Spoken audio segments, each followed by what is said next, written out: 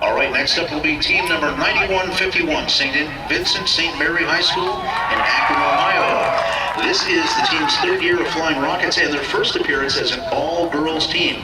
Very nice young ladies. I had a chance to talk to them earlier last night. The team would like to give a shout out to their generous sponsor, their advisor, and their adoring fans out there.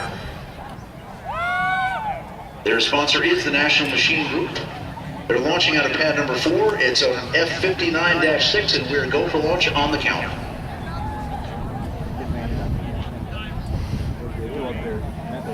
By the way, that horn you heard is a warning horn. If you hear it, we want you to look up, because although they're coming down on parachutes and they're very light, we want to make sure you don't get startled and run panicking into a fence or something. Okay, so if you hear a horn, make sure you're looking up at things.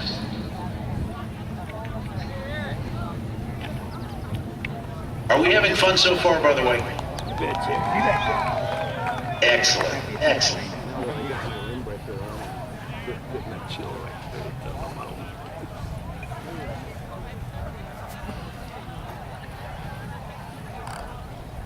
Three, two, one, launch. Off we go. Yeah, good, quick, hard burn on that. I did hear an ejection. Sound like a good flight?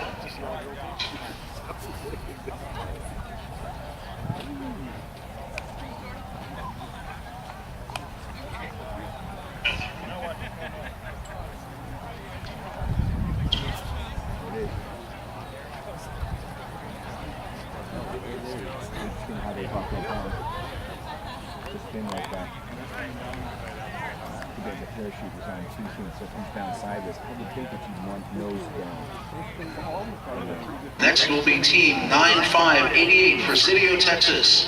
Their team from Presidio, both Hector and Alfonso are going to attend college at the University of Texas, El Paso, and Luis is going to Full Sail University in Florida. Sounds pretty cool.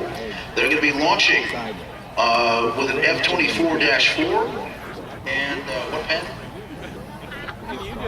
Pad 3. And we're going for launch.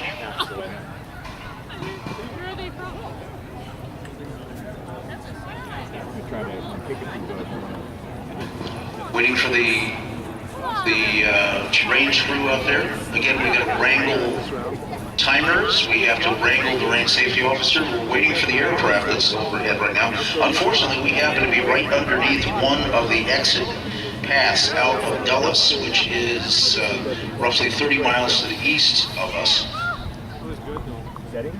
And again, we want to follow the form. Make sure that everybody knows that we are nice and safe. Okay, we're going in just a second. 6, 5, 4, 3, 2, 1, launch.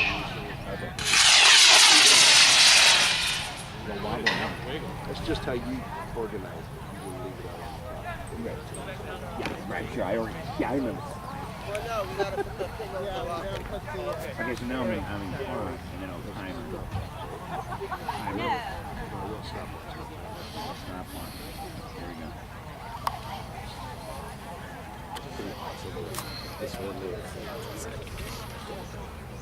Next up will be Williams Middle School in Huntsville, Alabama. Team number 9203. They're very proud of their all 7th grade team from the Rocket City, Huntsville, when F4 and F5 tornadoes tore through the community in April. They knocked out power for a week, cutting short the practice time, but they could not daunt the spirits of this team. Their sponsors are Breland Homes in Huntsville, Lockheed Corporation. They say their memorable moment was recovering the payload section from a weedy vacant lot, left us all covered with sticky burrs.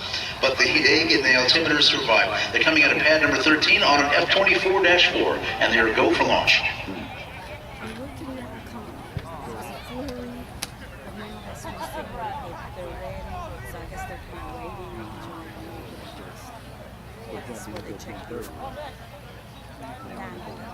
5, 4, 3, 2, 1, launch.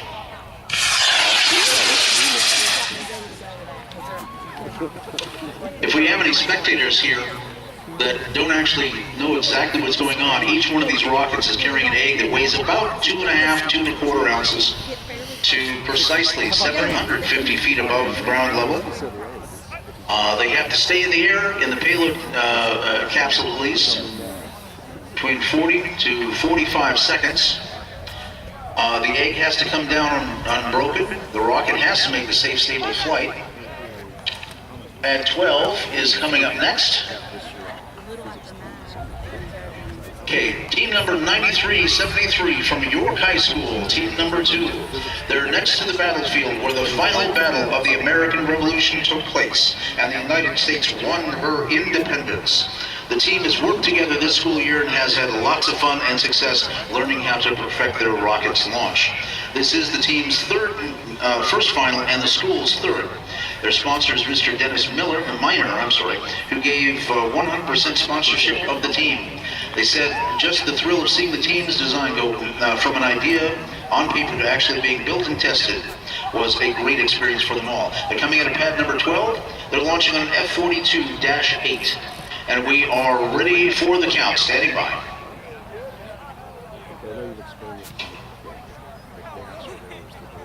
6, 5, 4, 3, 2, 1, start. Up we go. Okay, that one's going kind of in the direction here. I'd like everybody to keep your eyes up. It's probably going to drift over in the general vicinity of the crowd.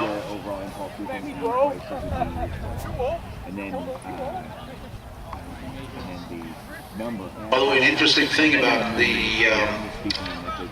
that smoke, you notice how it's so extremely thick out there. That's because of the humidity content in the air. Normally, it doesn't have anywhere near that much of an exhaust trail.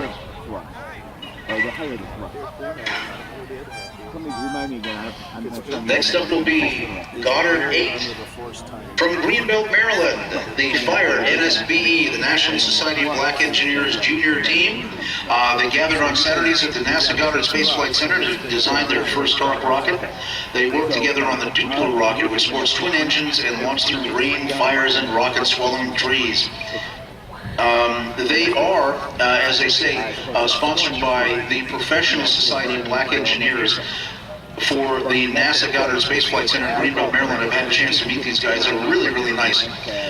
They're coming out of launch area 1, or rather 8. They're going to be flying with 2 D12-5 motors. They're checking continuity. They should be flying momentarily. Standing by for the count. Waiting on the aircraft. Looks to me like we may be getting a slight increase in our ceiling here. If nothing else, the sky does seem to be brightening some. That's a good thing.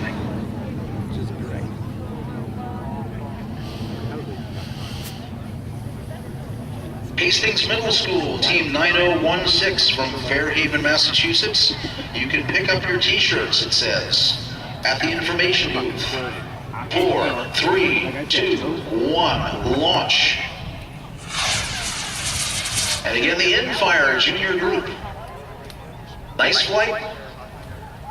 Again, the black powder motors tend to not have quite so much of an oomph, but that's not necessarily a bad thing. Lower speed means lower drag. And less chance of squashing the egg.